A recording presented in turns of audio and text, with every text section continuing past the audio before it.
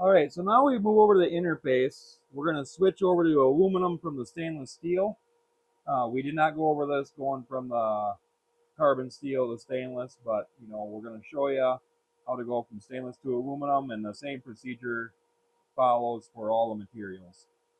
Now, you're going to always start in basic mode. In basic mode, this is where you have your 5 material selections from. You got your stainless, carbon, galvanized, aluminum, and brass. We are going from stainless steel to aluminum. And the aluminum that I'm going to weld is some 16 gauge aluminum. We're going to do some fusion, so I'll keep it on 1 to 2 millimeter thick. We got under a millimeter, 1 to 2 millimeter, 2 to 3, 3 to 4, and greater than 4. And then we have our welding type. We're going to do a butt weld, inner fillet, outer fillet, lap, or stitch. With the stitch, there's some pretty cool features that we might touch on. You can control this torch to have it weld for 2 seconds, turn off the beam for 5 seconds, weld for 2 seconds. So if you have a really inexperienced operator, you have long plate that you're welding together, that you're just stitch welding, the stitch option, is a great option. Other than that, everything's pretty self-explanatory. You got your butt, inner fillet, outer fillet, and lap. And we are doing an outer fillet on some 16 gauge aluminum. So we have everything picked out for our basic information. Chances are this is going to weld up great, but if we need to make any adjustments, you go into expert. And an expert mode opens up a whole lot more to look at.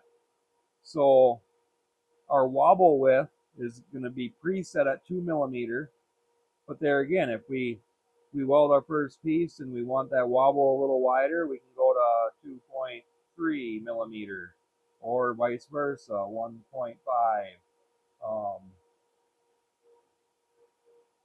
And then your laser power. If we're burning through right away, obviously we want to drop that laser power in small increments. I drop them 5% at a time until I get it happy, and then I'll go 1% to get it tuned in just absolutely perfect. Wobble frequency, you'll never have to worry about that.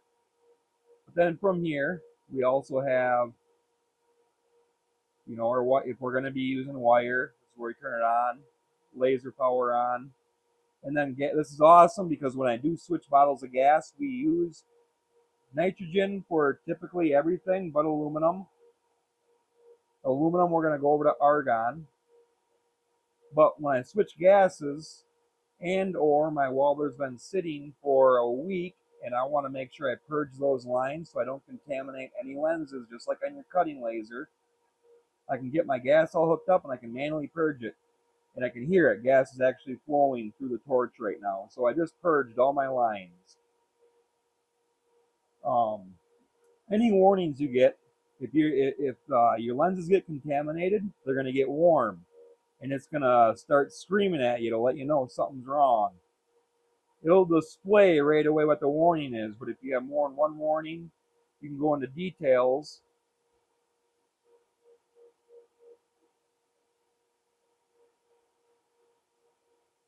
And if there is any warnings, it'll show what warnings are popping up in the details under warning. And then they'll light up red.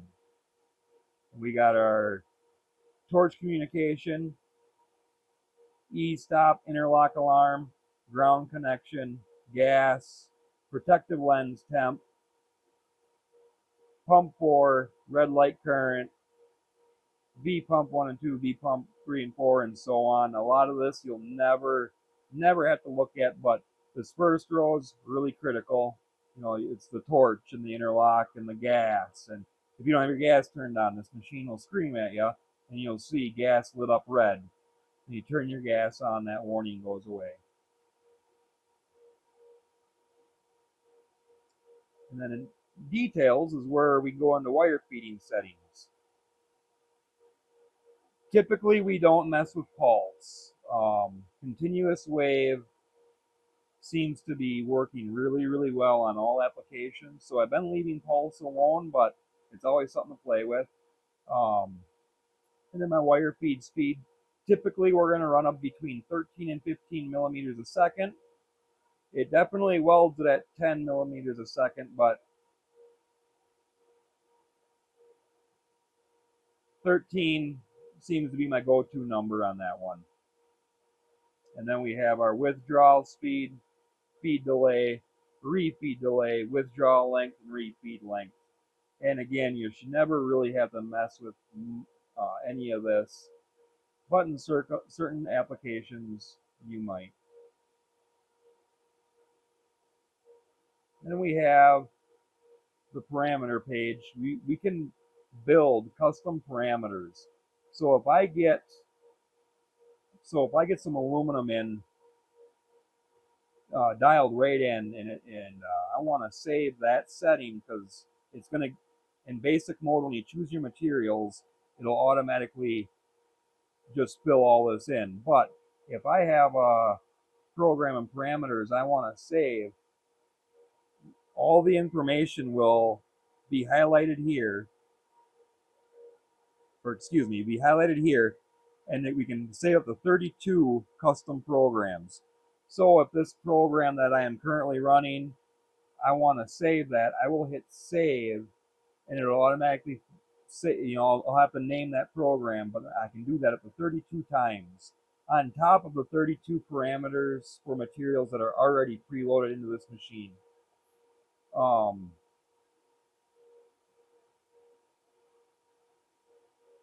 System information, you'll never have to go into this unless you need this authorization code, which will come from your OEM, and as well as configuration. You cannot get into configuration without permission code, and that will have to come from the OEM.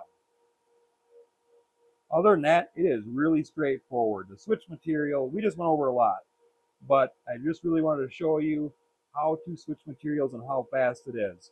So we went from stainless to aluminum, everything's good to go, and vice versa. If I want to go from aluminum over to carbon, we'll do that right now. Aluminum to carbon steel, we're going to do some nice, let's do some 3/16ths.